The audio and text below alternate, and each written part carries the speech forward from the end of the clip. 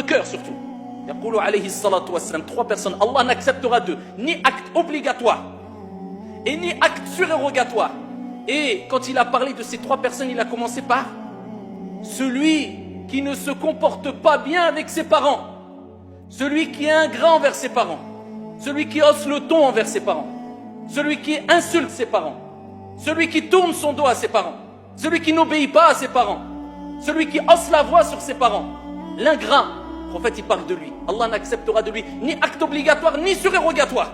Wa bil walidayni ihsana.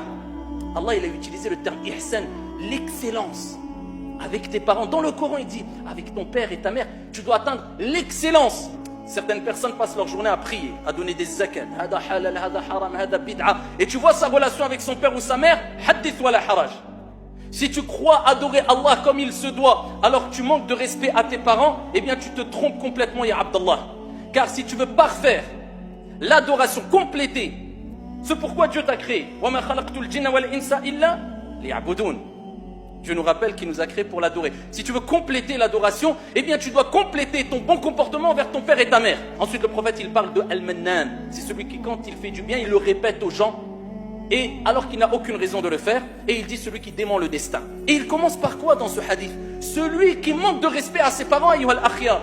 Et Allah tabaraka wa ta'ala il dit dans le Coran, après qu'il nous ait ordonné d'agir avec l'excellence, le meilleur des comportements avec son père et sa mère, إما يبلغن عندك الكبر أحدهما أو كلاهما فلا تقل لهما أف.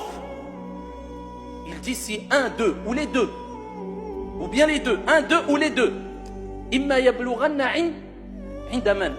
عندك. Atteindre la vieillesse chez toi. C'est pas tu les balances dans je ne sais quel endroit. Chez toi.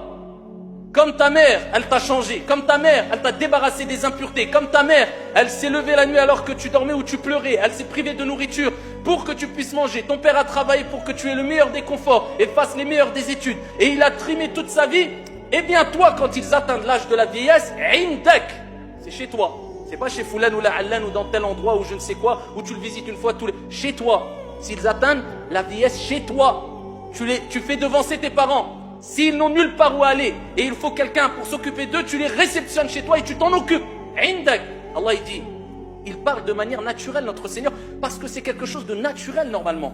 S'ils atteignent la vieillesse, un des deux ou les deux, chez toi, auprès de toi, ça ne s'arrête pas là. Il a utilisé un terme notre Seigneur dans le Saint-Coran qui est compris par tout être humain, peu importe sa langue. Subhanallah. Une kalima, une parole, un son. Il n'a pas dit si tu leur dis tel gros mot, tel insulte, non. فَلَا تَقُلْ لَهُمَا ouf. Quelle langue, quel pays ne comprend pas ce terme ouf? Un soupir. Allah il a utilisé juste le soupir. Que dire de celui qui répond à son père, qui ne visite pas ses parents, qui insulte ses parents, qui fait devancer je ne sais qui sur ses parents, qui ont tout sacrifié pour lui? Allah il dit ouf, off. Ça fait partie des plus grands péchés en islam. فَلَا تَقُلْ لَهُمَا ouf. وَلَا تَنْهَرْهُمَا. Ne les brusque même pas. Et dis-leur, prononce des paroles. Des paroles bonnes, douces, respectueuses. C'est ainsi que tu dois réagir avec tes parents, ya Abdallah. C'est pour cela que beaucoup de gens ne prennent pas conscience du degré d'importance que Dieu a donné aux parents.